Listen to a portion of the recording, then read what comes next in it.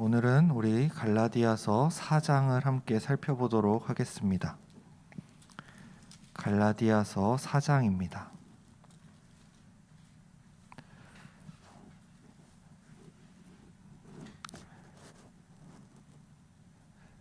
오늘 본문은 31절까지입니다.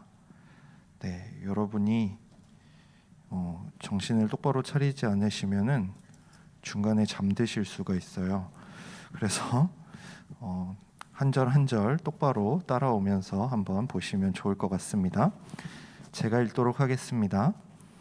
내가 또 말하노니 유업을 이을 자가 모든 것의 주인이나 어렸을 동안에는 종과 다름이 없어서 그 아버지가 정한 때까지 후견인과 청지기 아래에 있나니 이와 같이 우리도 어렸을 때에 이 세상의 초등학문 가운데 아래에 있어서 종노릇하였더니 때가 참에 하나님이 그 아들을 보내사 여자에게서 나게 하시고 율법 아래에 나게 하신 것은 율법 아래에 있는 자들을 속량하시고 우리로 아들의 명분을 얻게 하려 하심이라. 너희가 아들이므로 하나님이 그 아들을 영을 우리 마음 가운데 보내사 아빠 아버지라 부르게 하셨느니라. 그러므로 내가 이후로는 종이 아니요 아들이니 아들이면 하나님으로 말미암아 유업을 받을 자니라. 그러나 너희가 그때에는 하나님을 알지 못하여 본질상 하나님이 아닌 자들에게 종노릇하였더니 이제는 너희가 하나님을 알 뿐 아니라 더욱이 하나님이 아신 바 되었거늘 어찌하여 다시 약하고 천박한 초등학문으로 돌아가서 다시 그들에게 종노릇하려 하느냐. 너희가 날과 달과 절기와 해를 삼가 지키니 내가 너희를 위하여 수고한 것이 헛될까 두려워하노라.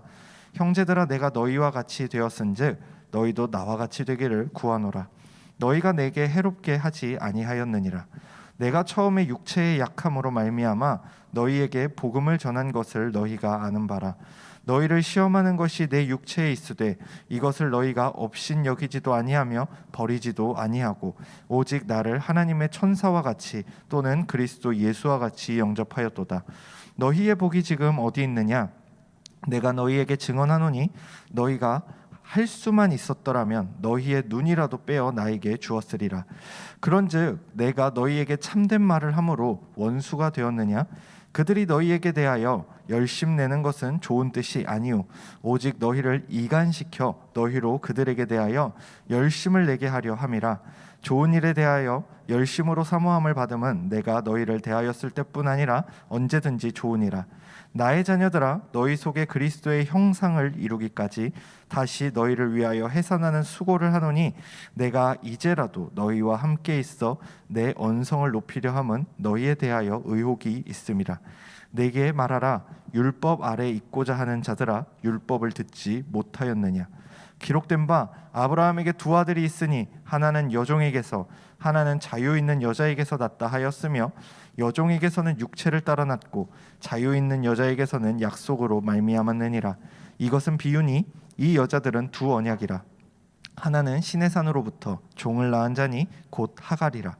이 하갈은 아라비아에 있는 시내산으로서 지금 있는 예루살렘과 같은 곳이니 그가 그 자녀들과 더불어 종노릇하고 오직 위에 있는 예루살렘은 자유자니 곧 우리 어머니라.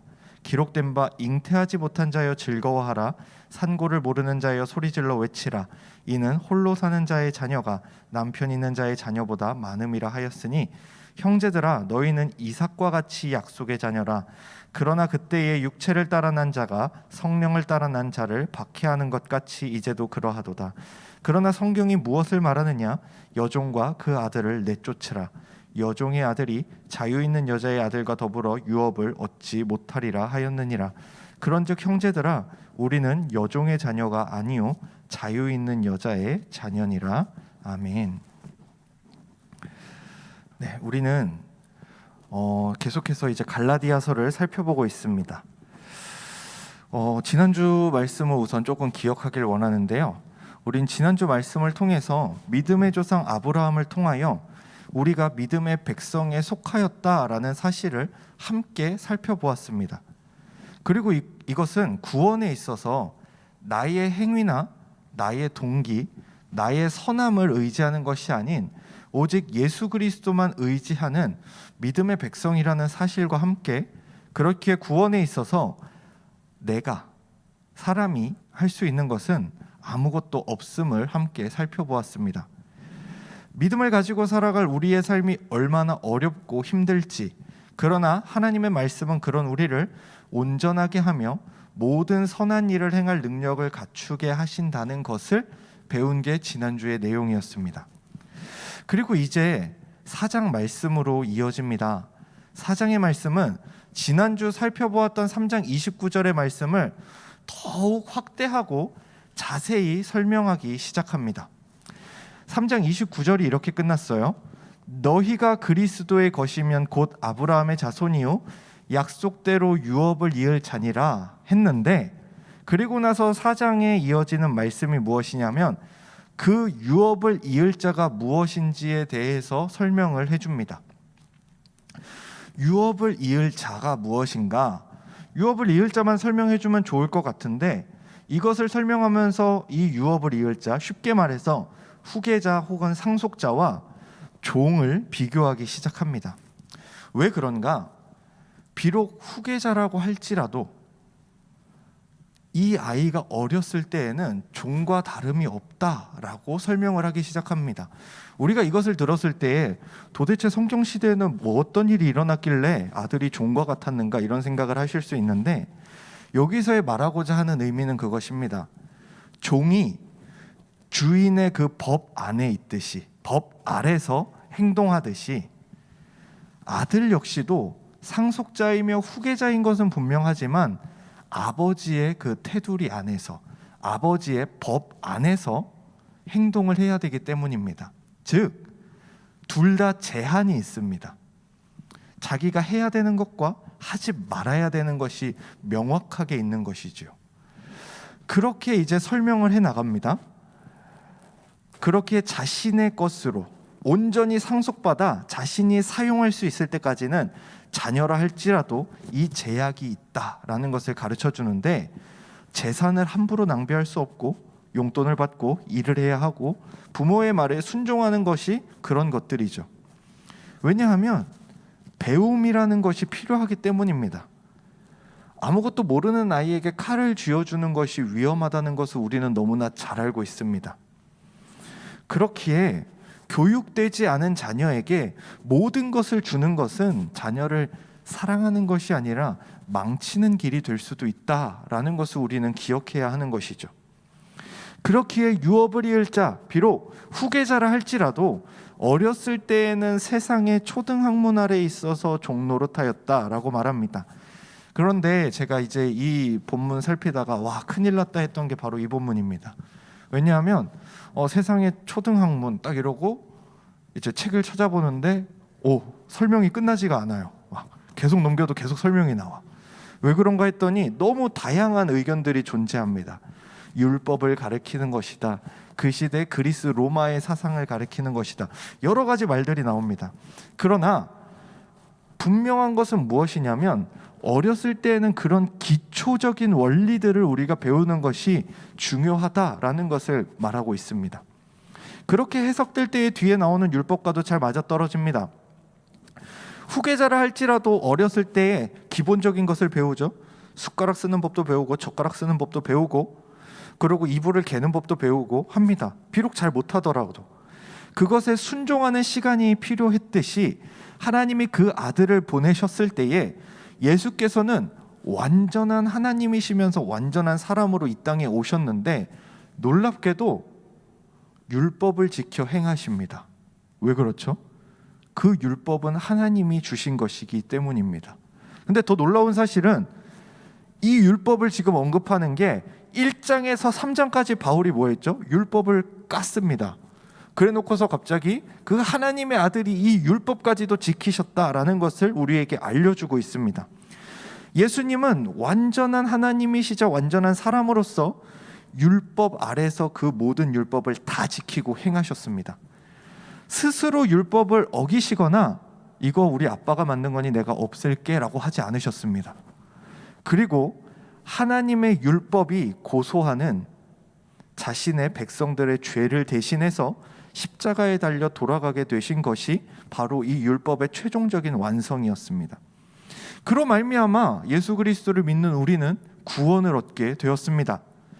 이런 예수 그리스도의 오심이 아직도 율법 아래서, 즉 초등적인 지식에서 벗어나지 못하고 있는, 영적으로는 율법의 저주 아래 묶여있던 자들을 속량하시고 아들의 명분, 즉 후계자의 명분을 얻게 하려 하심이라 라고 설명을 합니다. 여러분, 여기서 우리가 잘 기억하셨으면 좋겠습니다. 율법과 예수 그리스도를 믿는 것이 계속해서 비교되어 옵니다. 하나는 옛 정체성으로, 하나는 새 정체성으로. 그런데 이 율법을 그러면 왜 굳이 하나님께서는 수천 년 동안 지켜왔던 이 율법을 이제는 예수 그리스도를 믿는 믿음이라는 새로운 정체성으로 바꾸시는가? 왜? 이 율법을 그대로 지켜서 살아가면 될 것이지 왜 갑자기 예수 그리스도를 믿는 믿음으로 바꾸어 버리셨는가? 정체성이 왜 바뀌게 되었는가? 그것은 율법은 기준이 될 수는 있지만 의로움을 줄 수는 없기 때문입니다. 이런 것이죠. 제가 여러분에게 말을 합니다. 예배 시간에는, 설교 시간에는 졸지 마세요라고 얘기를 했습니다. 여러분이 졸았습니다. 어떻게 해야 되죠? 그에 합당한 형벌이 내려져야 되죠. 네. 그런데 율법이란 이런 겁니다. 안 졸았습니다. 그런데 어떻게 되죠? 당연한 겁니다. 여러분이 이렇게 생각을 해보세요. 여러분이 이제는 제법 우리가 사람답게 살아가려고 노력을 하는 나이잖아요. 이제 청년이 되셨으니. 그래서 밖에 있는 짐승과는 다르게 여러분이 옷도 입으시고 여러분이 밥도 제때 챙겨 먹으시고 사람과의 관계도 제법 하고 있으십니다. 근데 여러분이 어느 순간 그것들을 잘 지키고 있다고 칭찬을 받습니까? 아유, 우리 준기 사람답게 사네 이러면서 칭찬을 해주지는 않습니다. 왜죠? 당연한 것이기 때문입니다. 율법이 요구하는 것이 이것입니다. 지키면 당연합니다. 그런데 지키지 않잖아요? 어떻게 되죠? 죄가 됩니다. 어느 날 옷을 벗고 다닙니다. 위아래 자유를 얻었습니다. 돌아다닙니다. 어떻게 되죠? 잡혀갑니다. 왜 잡혀가죠? 내 자유인데? 그것은 법적으로 잘못되었다고 말하고 있기 때문입니다. 마치 이런 것이죠. 그런데 제가 막 어느 날 옷을 입고 다니면서 빨리 날 칭찬해달라고, 내가 얼마나 의로운지 봐달라고 이러면 여러분은 저를 사람 보듯이 안 보실 것입니다. 왜 당연한 걸 하면서 저 난리를 치나 싶은 것이죠. 근데 이스라엘 백성이 이 율법의 굴레 속에 있었습니다. 어기면 다 죄가 되고 다 지켜야 현상 유지입니다. 그런데 어떻게 하죠? 도저히 인간으로서 지킬 수 없을 내용들입니다. 그러니 이들이 할 수 있는 것이라고 무엇밖에 없죠? 죄 짓는 것밖에 없었습니다. 계속해서 죄를 짓고 다시금 제사 드려서 회개하고 죄를 짓고 회개드리고 이것이 전부였었죠. 그러나 그리스도를 믿는 믿음은 그것 자체가 우리를 의롭게 만든다라는 것이 성경의 말씀입니다. 여러분, 계속해서 주제가 겹치는 방식이 사용됩니다. 이 4장은. 그래서 조금 어려울 수도 있지만 간단하게 말하자면 후계자의 모습을 보이지 못하고 종처럼 살아가는 자에게, 더 높은 수준의 학문을 배우지 못하고 맨날 알파벳만 배우는 자에게, 죄의 사슬을 끊어내지 못하던 자에게 이렇게 말씀하는 것이죠.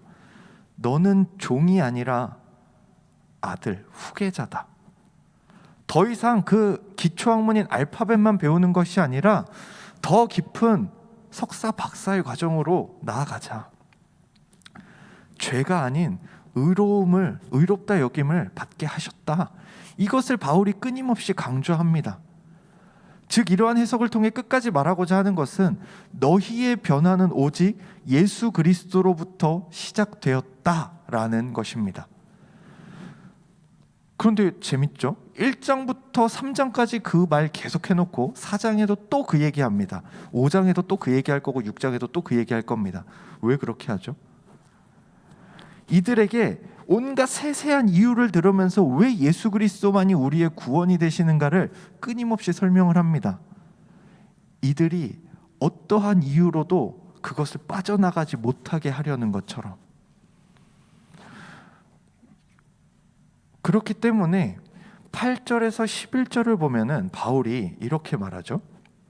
그런데 예수 그리스도의 모든 희생과 죽으심과 부활로 말미암아 종에서 후계자로, 기초 공부에서 대학원 공부로, 죄에서 의로 인도함을 받았는데 왜 다시 종노릇하려 하느냐 하는 것이죠. 왜 아들의 자리를 집어던지고 종으로 가 있고, 왜 박사과정을 공부하다가 다 집어던지고 다시 가서 ABCD 공부하고 있고, 왜 의로움이 아닌 죄로 돌아가고 있느냐 묻는 것입니다. 그리고 이 말씀은 우리로 하여금 떠올리게 하는 강력한 사건이 있습니다. 바로 출애굽입니다. 여러분, 이거를 연관시켜서 떠올리셔야 됩니다. 출애굽기 2장 23절은 이렇게 나옵니다. 여러 해 후에 애굽 왕은 죽었고 이스라엘 자손은 고된 노동으로 말미암아 탄식하며 부르짖으니 그 고된 노동으로 말미암아 부르짖는 소리가 하나님께 상달된지라. 뭐죠? 이집트에서 종노릇할 때 힘들어 죽겠다고 지금 말하고 있는 것입니다. 제발 좀 살려주세요, 제발 좀 누가 우리 좀 구해주세요 라고 외쳤다라고, 이스라엘 백성 너희가 외쳤다라고 말해주는 것이죠. 그런데 하나님께서 그런 이스라엘 백성들을 바로의 여러 가지 협박에도 불구하고 구원해 내십니다. 끄집어내십니다. 애굽에서부터 끄집어내세요. 홍해가 가로막으니까 홍해를 갈라버리셔서 끄집어내시죠. 그리고 홍해는 다시 덮입니다. 그러자 이스라엘 백성이 춤추며 하나님께 감사와 영광과 찬송을 드립니다. 그리고 바로 다음에 불평합니다. 그리고 나서 제가 말씀드리려는 민수기 11장 4절에서 6절에 이렇게 말합니다. 이스라엘 자손도 다시 울며 이르되 누가 우리에게 고기를 주어 먹게 하랴. 우리가 애굽에 있을 때에는 값없이 생선과 오이와 참외와 부추와 파와 마늘들을 먹은 것이 생각나거늘 이제는 우리의 기력이 다하여 이 만나 외에는 보이는 것이 아무것도 없도다 하니. 제가 왜 이 말씀을 드렸는지 아시겠죠? 분명히 힘들어 죽겠다고 제발 구원 좀 해달라고 해놓고 하나님이 구원하시자 뭐라고 하죠? 누가 우리에게 고기를 주어서 먹게 할까? 그래 놓고서 애굽에 있었을 땐 이랬는데 라떼느는 시전을 합니다. 자신을 노예로 부리며 심지어 죽기까지 노동을 시켰던 애굽, 자신들의 자녀 중 아들은 모두 죽이라는 명령을 내렸던 애굽, 그렇기에 울고 부르짖었던 자신들의 외침을 잊었습니다. 그리고 현재에 대한 불평만이 남게 되었죠. 사실 저는 이 민수기 본문을 봤을 때 정말 이해가 안 됐습니다. 값없이 생선과 오이와 참외와 부추와 파와 마늘들을 먹은 것이 생각나거늘. 저는 이것들을 싫어하거든요. 그래서 뭐 이딴 거 먹은 걸 기억을 하면서 뭐 그렇게 하지? 막 이랬었는데 성경을 보다 알았죠. 이것들이 향신료라는 것이구나. 그렇죠? 그런데 뭐라고 하죠? 값없이 먹었다라고 하죠. 아니요, 노예였어요. 값은 당연히 못 받는, 이것들이 매일 주어지는 것이 아니었습니다. 그저 살다 남는 것들을 받아 먹으면서 살던 종놈들이었어요. 그런데 그들의 마음에 분노가 이르는 것이죠. 그때가 그래도 좋았어. 그러면서 말하죠. 이 만나 외에는 보이는 것이 아무것도 없도다. 만나 외에는, 만나는 누가 주시죠? 하나님이 주시죠. 그리고 한 가지 더 특징이 있습니다. 하나님만이 주실 수 있는 거예요. 그런데 그것에 대해서 지금 어떻게 하죠? 저놈의 만나밖에 없네 하는 것이죠. 이 말씀을 갈라디아서를 그대로 가져와서 한번 이식을 해봅시다. 율법 가운데 허덕입니다. 율법 가운데 그 제사제도에 지칩니다. 매일마다 피를 봐야 되고요, 자신의 죄는 날마다 끊이지를 않습니다. 끊임없이 죄 짓는 인생들입니다. 제발 누가 우리 좀 살려주세요. 하나님, 메시아가 있다며요. 그리고 저놈의 로마 놈들의 압제에서도 우리 좀 구해주세요 라고 외치는데 하나님이 그들에게 누구를 보내시죠? 예수 그리스도를 보내십니다. 그러고 성경이 말하죠. 내가 곧 길이요 진리요 생명이니 또한 하나님이 세상을 이처럼 사랑하사 독생자를 주셨으니 이는 저를 믿는 자마다 멸망하지 않고 명생을 얻게 하려 하심이라 라는 말씀이 딱 나왔습니다. 그래서 이 말씀을 듣고 수많은 사람들이 할렐루야를 외치며 드디어 우리에게 구원이 임했다, 메시아를 알았다 하면서 그리스도인이 되었는데, 이들에게 갑자기 불평불만을 하기 시작합니다. 그래놓고 이렇게 말하죠. 그래도 내가 유대교에 있을 때는 저 제사제도도 있었고 나의 거룩함을 유지할 수 있는 행위도 있었고 보이는 기도도 있었고 여러 가지가 있었는데 이제는 보니 저놈의 예수밖에는 없구나.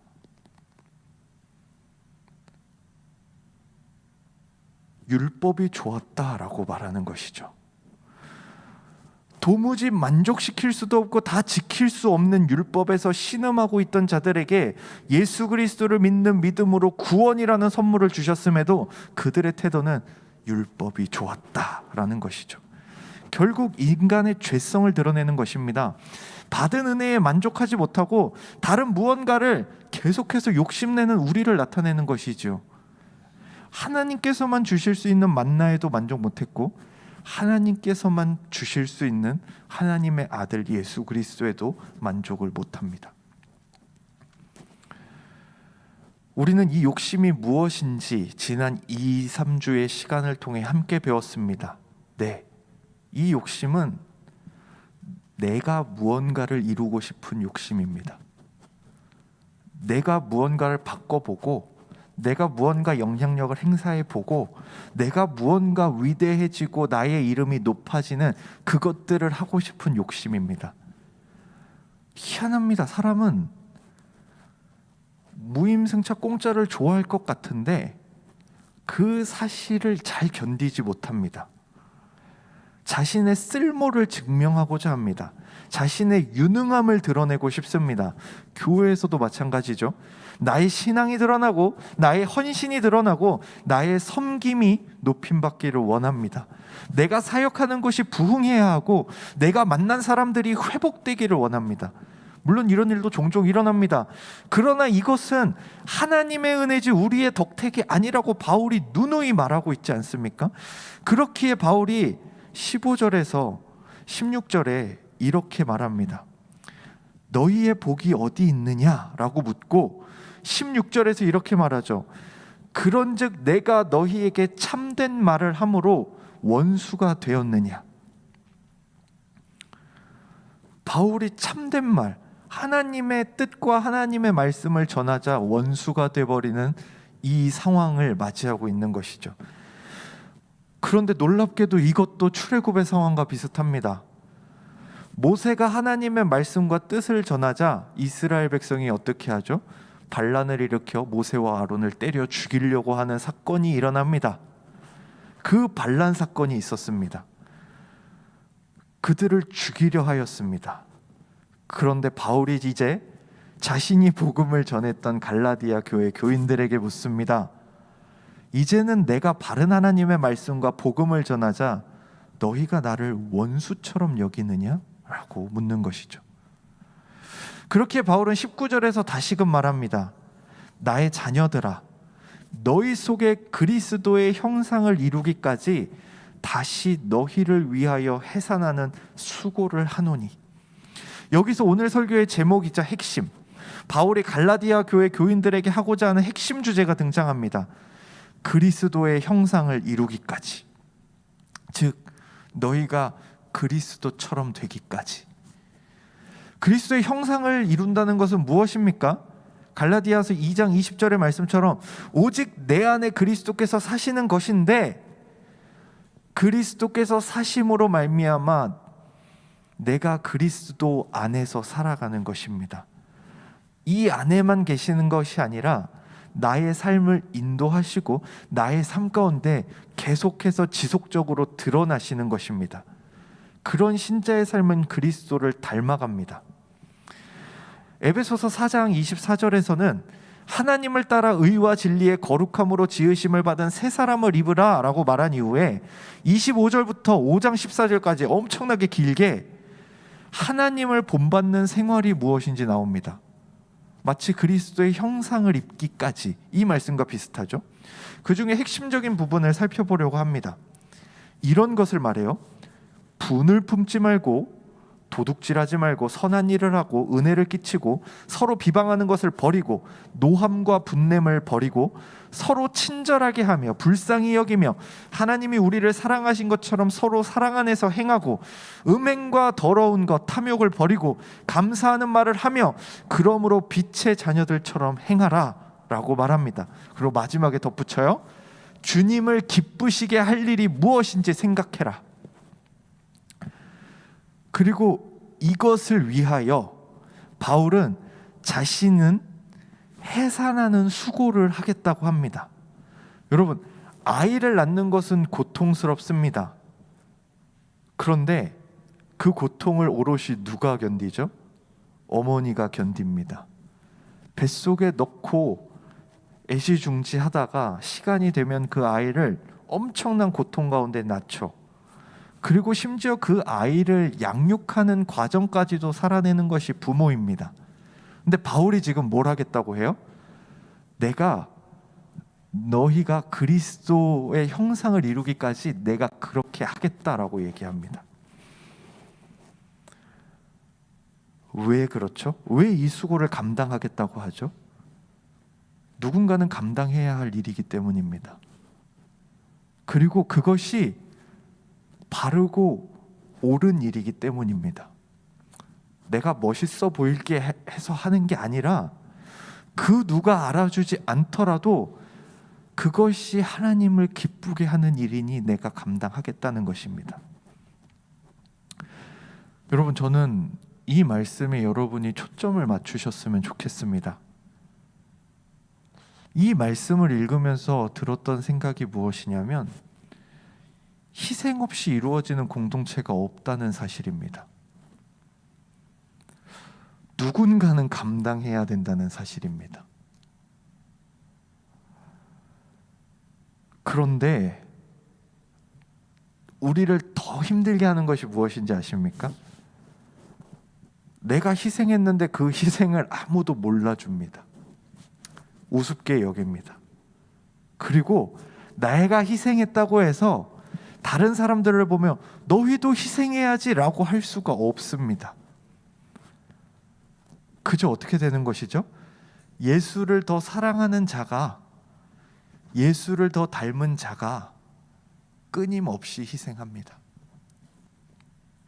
마치 예수 그리스도처럼 말입니다. 예수 그리스도께서는 하늘 보좌 우편에 앉아 계셨습니다. 하나님이셨습니다. 시간과 공간을 초월하시는 분이었습니다. 여러분이 위러브의 시간을 뚫고라는 찬양을 잘 아시죠? 그 의미가 무엇입니까? 시간을 초월하시던 하나님이 그 시간 가운데 뚫고 내려오십니다. 자신을 가두지 못하던 시간 안에 갇히십니다. 우리를 위하여. 그리고 말밥통에 태어나시죠. 하늘 보좌 우편에서 말밥통까지 낮아집니다. 그리고 인간의 삶을 견뎌내십니다. 먹으셔야 했고요, 배설하셔야 했고요, 눈물 흘리셔야 했고요, 배우셔야 했습니다. 그렇게 자라나십니다. 그리고 공생애를 시작하십니다. 어떻게 하죠? 모든 결핍을 채우며 다니십니다. 아픈 자들을 고치시고요, 축제의 기쁨이 끊어져 가려고 하는 가나의 혼인잔치에서 포도주를 새롭게 만드심으로 그 기쁨을 회복시키십니다.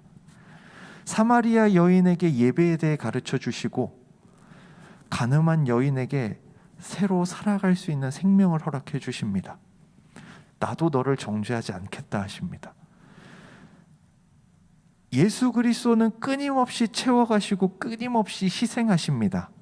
그리고 유대인들과 바리새인들과 서기관들과 제사장들은 그 예수를 끊임없이 죽이려 합니다. 예수님은 그러나 자신을 알아주지 않는 것에 대해 불평하지 않으십니다. 오롯이 감당하십니다. 그런데 이 말씀이 우리에게 그래서 충격적입니다. 어떻게 하라고 하죠? 그리스도의 형상을 이루기까지. 예수님만 하면 되는 일인 줄 알았던 우리에게 너희도 그렇게 살으라고 말씀하십니다. 그리고 바울은 그 가운데 감당해야 되는 희생을 지금 자기가 감당하겠다고 하는 것입니다. 그리고 이 말은 더 나아가서 이런 의미를 담고 있겠죠.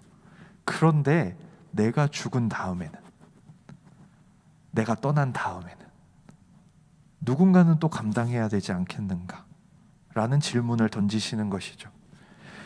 그리고 나서 갑자기 율법에 대해 설명하면서 아브라함의 두 아들을 언급합니다.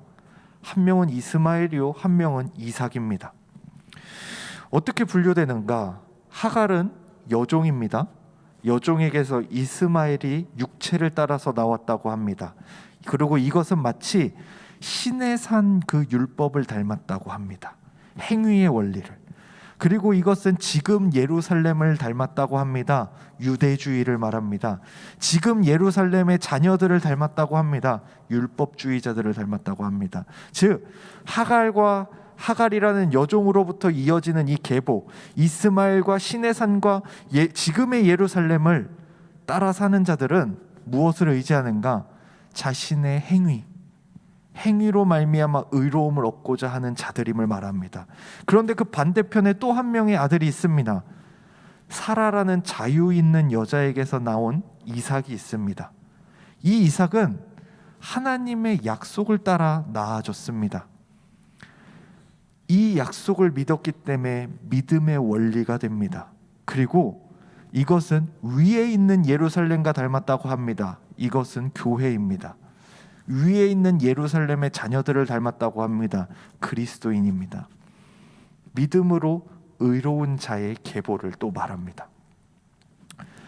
간단히 설명을 드릴게요. 왜 이 얘기를 꺼냈는가? 왜 이스마엘과 하갈은 이렇게 육체의 행위로 가는가? 왜 이삭은 믿음으로 가는가? 이것은 아브라함에게 있었던 일, 우리가 지난주에 살펴보았던 그 일 때문입니다. 왜죠? 하나님께서 이삭을 약속하셨음에도 불구하고 아브라함은 자신이 도저히 사라와는 아들을 얻지 못할 것 같자 어떻게 하죠? 자신의 여종이었던 그 사라의 여종이었던 하갈과 동침하여 육체적인 내가 해결할 수 있는 방법의 해결책을 만들어냅니다. 그것이 이스마엘이었습니다. 그리고 이것은 율법과 그 율법을 따르는 자들로 계속해서 이어집니다. 왜죠? 자신의 행위에 의지합니다. 내가 할 수 있다는 것에 의지합니다. 그런데 반면 이삭은 조금 달랐습니다. 이삭은 뭐가 달랐는가? 여러분 생각해 보세요. 시작부터가 이상했습니다. 생리가 끊어진 여자입니다. 99세의 노인입니다. 심지어 이 여자는 지금까지도 불임이었습니다. 그런데 어떻게 되죠? 하나님이 약속을 하십니다. 너희가 뭐 낳고 못 낳고 상식이고 이성이고 과학이고 모르겠고 아들을 줄게. 그리고 어떻게 되죠? 하나님의 약속대로 아들이 생깁니다.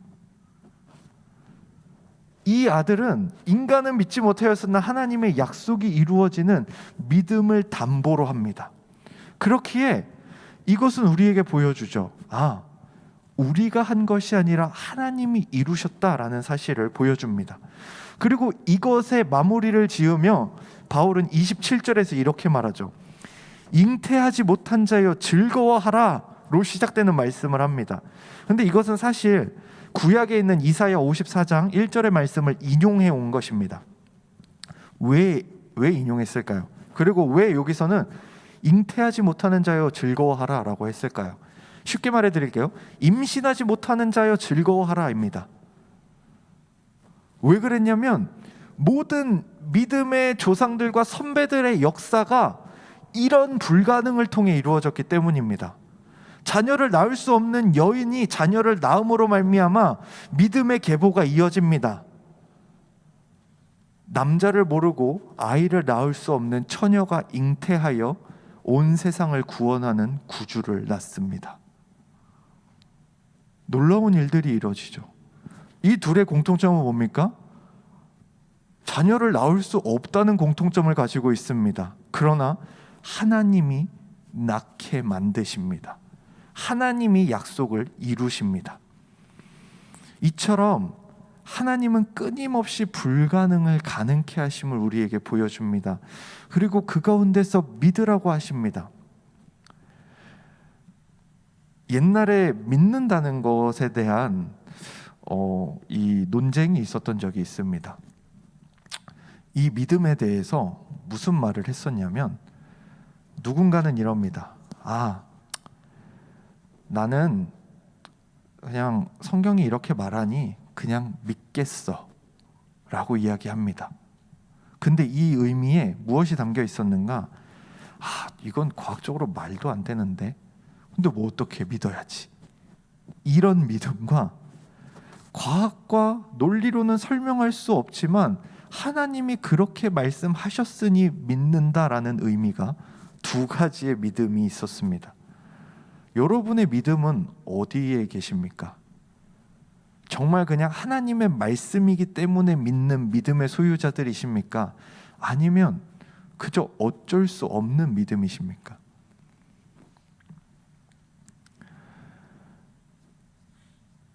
기독교는 끊임없이 불가능을 가능케 했습니다. 여기서 놀라운 일이 일어납니다. 왜냐하면 기독교의 역사를 보시고 세상의 역사를 비교해 보십시오. 여러분이 신선한 사과를 가지고 있습니다. 이것이 시간이 지나면 어떻게 되죠? 가만히 냅두면? 먹으면 없어지겠죠. 근데 가만히 냅두면 어떻게 되죠? 썩죠. 썩어갑니다. 저라는 인간이 있습니다. 태어났을 때 생명력이 가득했죠.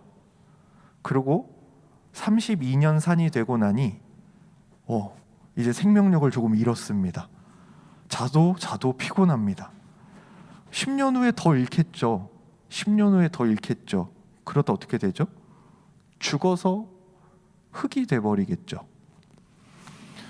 계속해서 세상은 생명력이 가득했다가 그것이 없어지는 방향으로 흐릅니다. 이것을 역행할 수 있는 사람이 없어요. 여러분들 중에 저는 더 젊어졌습니다 할 수 있는 사람이 없어요. 썩었던 사과가 다시 신선해졌어요. 말도 안 돼요. 그런데 기독교가 이것을 만듭니다. 어떻게 되죠? 죽은 자가 다시 살아나는 일을 말합니다. 세상이 지배해오던 죽음과 시간이라는 이 거대한 힘을 뒤틀어 버립니다. 시간 때문에 어쩔 수 없었던 죽음이 시간도 어찌할 수 없는 생명으로 등장하게 됩니다. 이것이 바로 기독교의 역사죠. 바벨탑은 굉장히 찬란했습니다. 이것이 완성되었을 때 그 사람들의 기쁨은 이루 말할 수 없었습니다. 이루었다. 그러나 어떻게 됐죠? 지금 형태도 남아있지 않습니다. 어디에 있었는지조차 모릅니다. 그러나 예수 그리스도의 십자가는 비참했습니다. 그러나 놀랍게도 그 십자가는 이 땅 가운데 모르는 사람이 없으며 심지어 우리에게 영생을 약속합니다. 기독교 신앙의 난해함이 바로 이것입니다. 하나님이 우리를 자꾸 이러한 세계로 초대를 하십니다. 상식과 이성이 지배하는 세계 속에 살아가는 여러분에게 그 상식과 이성을 뛰어넘는 초월의 세계로 자꾸 초대를 합니다. 그런데 이것을 인간의 눈으로 보니 이해가 안 되고, 인간의 눈으로 보니 말이 안 되고, 이성적인 생각으로 보니 미친 소리 같습니다. 근데 하나님이 계속해서 말씀하시죠. 그래, 예수에 미쳐라. 나에 미쳐라. 불가능을 가능케 하고 죽은 자를 살리고 썩었던 것을 생명 있게 하며 마른 뼈를 살리는 나를 믿어라 라고 말씀하십니다. 그리고 28절에서 우리가 바로 이삭 같은 약속의 자녀라고 말합니다. 이런 세계에 초대받는 자녀라고 말합니다. 그리고 이것은 당연하게 하나님의 자녀가 된 우리의 그 완성되는 모습으로 우리를 이끌어 주는데, 갑자기 29절이 등장해서 이런 말을 합니다. 육체를 따라 난 자가 성령을 따라 난 자를 박해한 것을 말합니다. 그리고 이 장면은 창세기로 다시 돌아가게 됩니다. 창세기 21장 8절에서 9절에 아브라함 가족의 얘기가 또 나옵니다. 아이가 자라매 젖을 떼고 이삭이 젖을 떼는 날에 아브라함이 큰 잔치를 베풀었더라. 사라가 본즉 아브라함의 아들 애굽 여인 하갈의 아들이 이삭을 놀리는지라. 그가 아브라함에게 이르되 이 여종과 그 아들을 내쫓으라. 이 종의 아들은 내 아들 이삭과 함께 기업을 얻지 못하리라 라고 말합니다. 이 말씀이 가진 의미가 너무 큽니다. 맞습니다. 육체를 따라 난 자들은 계속해서 성령을 따라 난 자들을 박해합니다. 더 쉽게 말하겠습니다. 세상은 그리스도를 믿는 여러분을 박해할 것입니다. 그런데 그것을 잠깐이라고 말합니다. 그러면서 가지고 오는 사건이 그 이삭과 이스마엘의 사건이죠. 이삭이 더 어렸습니다. 이삭은 아기였습니다. 그렇기 때문에 이미 어린이였고 이미 청소년에 가까웠던 이스마엘이 그를 희롱하고 괴롭힙니다. 이삭은 어찌할 수 있는 도리가 없습니다. 당합니다. 왜? 더 약하니까. 그런데 실제적인 강함과 약함을 뛰어넘는 것이 들어오게 됩니다. 무엇이죠? 신분의 차이입니다. 진정한 후계자와 후계자가 될 수 없는 자의 차이로 바울은 설명을 합니다. 세상 가운데 여러분이 치이고 힘들고 아파하실 수 있습니다. 그런데 성경이 약속하는 것은 그것입니다. 그런데 영원을 상속받을 자는 너희다라는 것이죠. 이처럼 박해는 잠시이고 우리의 상속자로서의 삶은 영원할 것입니다. 이 말씀은 우리에게 이것을 가르쳐 주죠. 이제 말씀을 맺겠습니다. 그리스도의 형상을 닮아가는 것, 형상을 이루는 것은 결국 하나님이 창조하셨던 원창조의 회복입니다. 하나님이 인간을 창조하셨을 때에 보시기에 좋았습니다. 하나님의 형상을 따라 창조하셨기 때문입니다. 그리고 이 인간은 얼마나 완전했는지 죄가 없었습니다. 그런데 죄를 짓게 되죠. 즉 이것으로 우리가 알 수 있는 것은 죄를 지을 수도 짓지 않을 수도 있었다는 사실을 알 수 있습니다. 그런데 예수 그리스도께서 회복시키실 그 회복은, 재창조는 더 위대해집니다. 어떻게 되죠? 죄를 지을 수 없는 존재로 여러분을 부르십니다. 이 땅 가운데 이루어지지 않을 수 있습니다. 그러나 우리의 성화의 단계, 이 삶이 끝나고 우리의 육체가 죽는 그때부터 우리에게 영화가 이루어집니다. 그리고 예수 그리스도의 재림 때에 다시 살아날 우리의 부활체는 더 이상 그 죄의 오염 가운데 있지 않다는 것이죠. 바울이 강조하는 것이 이것입니다. 너희에게 이런 것들이 약속되었는데 왜 또 율법으로 돌아가느냐는 것입니다. 왜 또 정죄함을 받고 있고 왜 또 정죄하고 있느냐는 것입니다. 여러분 이제 우리 청년 일부 생활을 어느덧 저랑 꽤 오래 하셨습니다. 오늘 아침에 이제 제가 그 주일 이제 1, 2, 3부 예배에 들어가 가지고 이제 간증 아닌 간증을 했었는데 놀라운 소식을 들었었어요. 왜 그러냐면 제가 이제 그걸 해야 되니까 맨 앞쪽 자리에 앉아 있었단 말이에요. 그런데 맨 앞쪽 자리에 저와 제 아내가 앉아 있으니까 그 광경을 보셨던 수많은 분들께서 제가 오늘 사임하는 줄 알았답니다. 이제 인사하러 온 줄 아신 거죠. 왜? 그 맨 앞자리에 나와 아내가 앉아 있으니까. 제가 그거를 들으면서 섬뜩했습니다. 아, 누군가 날 제거하려 하는구나. 그게 여러분이 아니길 바랍니다. 여러분이 웃고 있지만 그 마음속에 어떠한 마음이 있을지는 잘 모르겠습니다. 그런데 우리가 이 함께 걷는 청년부라는 이 주제를 가지고, 이 말씀을 가지고 지금까지 이어져 오고 있는데, 여러분의 마음 가운데 오늘 말씀이 좀 남으셨으면 좋겠어요. 여러분에게 불가능한 무엇입니까? 전체를 사랑하는 것일 수도 있고요. 이 자리를 지키는 것일 수도 있고요. 여러 가지 세상의 그 바쁨과 어려움 가운데 신앙인으로서의 모습을 지키는 것일 수도 있습니다. 그러나 여러분 스스로 포기하지 않으셨으면 좋겠습니다. 하나님께서 그 불가능 가운데 역사하실 것을 의지하시고, 또한 여러분이 할 수 없었던 사랑을 베푸시고, 여러분이 할 수 없었던 용서를 베푸시고, 여러분이 할 수 없었던 교제를 베푸시는 여러분이 되기를 소망합니다. 이 시간 함께 기도하시겠습니다. 하나님 아버지, 은혜와 사랑을 감사드립니다. 오늘도 주님께서 우리에게 주시는 말씀, 세상을 바라보는 것이 아닌 하나님의 일하심과 하나님의 역사를 바라보라는 그 말씀 가운데로 우리가 나아가기를 소망합니다. 주여, 이 자리에 우리 청년 일부가 함께 모였습니다. 부족한 모습이 있을 수도 있고 연약한 모습이 있을 수도 있습니다. 이 예배의 자리에 있는 것이 불편할 수도 있고, 관계가 틀어졌던 사람을 만나는 것이 힘들 수도 있습니다. 이제는 어땠는지도 기억나지 않는 서먹해진 관계 때문에 어색할 수도 있습니다. 주님,